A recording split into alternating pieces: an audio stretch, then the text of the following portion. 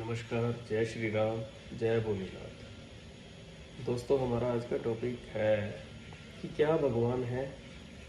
क्या ये सृष्टि कौन चला रहा है? यहाँ भगवान है, उनको किसी ने देखा है?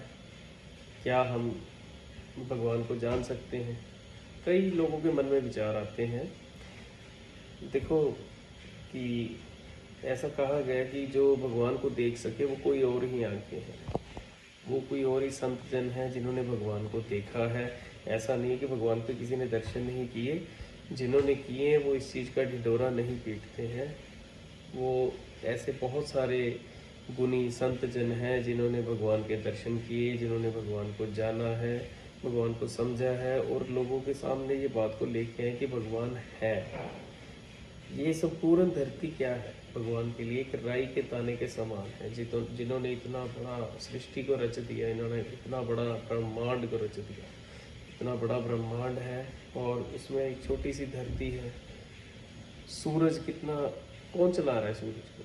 चंद्रमाओं के चंद्रमा है वो, सूरजों का सूरज है वो। तो इतना ब्रह्मांड को जो चला रहा है कोई तो होगा। हम एक धरती के ऊपर एक छोटे से इंसान के रूप में कर रहे हैं और एक छोटी सी चींटी भी है यहाँ पे, उसमें भी तो जान है। कौन कौन चला रहा है इसको? अगर भगवान नहीं है तो कौन चला रहा है इसको? पर अगर आपको भगवान के बारे में सही ज्ञान जानना है तो उसके लिए आपको एक संपूर्ण गुरु का होना बहुत जरूरी है, जिन्होंने खुद भगवान के बारे में जाना हो, जिन्होंने भगवान को समझा हो, जो आपको भगवान के नज़दीक लेके जाए। तो उसके लिए एक संपूर्ण गुरु का होना बहुत ही ज़रूरी है, क्योंकि भगवान का दर्शन करना ये एक लाइफ टाइम का सबसे एक अचीवमेंट है, कह लो अल्टीमेट एक क्षण है, जिसमें कोई ये कह दे कि मैंने भगवान का दर्शन किया। और वो कभी लाइफ टाइम में किसी करोड़ों लोगों में एक आध के साथ हो सकता है कि वो कह दे कि बहुत बड़े कुछ संत होंगे, गुणीजन होंगे जिन्होंने ये कहा हो कि मैंने भगवान को नज़दीक से जाना, महसूस किया। क्योंकि भगवान का दर्शन करना, आपके बॉडी में भी उतनी जान होनी चाहिए, आप बर्दाश्त सहने की शक्ति होनी चाहिए कि वो उसको बर्दाश्त भी करना छोटी बात नहीं है कि अगर भगवान आपके सामने आ जाए। पहली बात तो आपका इतना तप, इतना जप, इतनी भक्ति ही नहीं है कि अगर भगवान आपके सामने भी आ जाए तो आप उनको पहचान सकें। बहुत बड़ी है। ईश्वर से कोई, जब भी आप प्रार्थना करते हैं, ईश्वर से कोई पद या पैसे की, प्रतिष्ठा की डिमांड ही मत करें। उनको नज़दीक से जाने, उसको प्यार करें। हमारे गुरुजी कहते हैं कि अगर आपको भगवान को जानना है, बस आप जिस रूप में भी उनको देखना चाहते, बस उस रूप में उनको प्यार करें। और जब ये जो कलयुग चल रहा है, यहाँ जप की, तप की एक बहुत बड़ी महिमा है। नाम जप करो, नाम जप करो, जितना जप सकते हो नाम जप करो, वही आपको ईश्वर के नज़दीक लेके जा सकता है।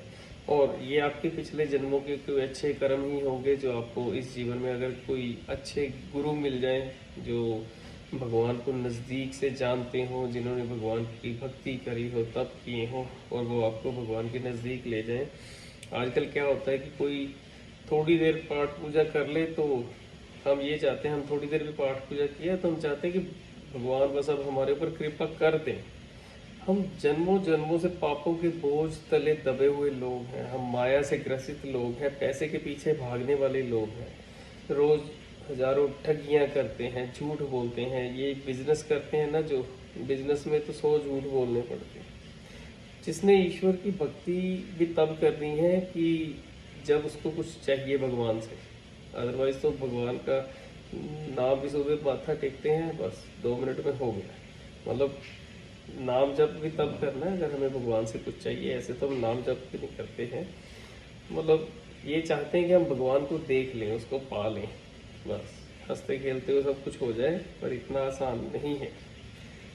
एक संत हैं जिनकी मैं वीडियो देख रहा, बहुत सारे फॉलोअर्स हैं उनके, बहुत विद्वान संत हैं। उनकी मैं एक वीडियो देख रहा था, उन्होंने बताया कि कलयुग में हमारी पाठ पूजा ही उतनी संपूर्ण नहीं है। पिछले जन्मों, पुराने समय में अश्वमेध यज्ञ हुआ करते थे, कई कई वर्षों तक तप करते थे लोग, और भी कई विधियों से संतों ने भगवान को पाया है। पर कलयुग में एक सबसे सरल उपाय यही है कि आप नाम जप करो, जिसको भी आप चाहते हो। राधा नाम जप करो, कृष्ण नाम जप करो, भगवान राम का नाम जप करो।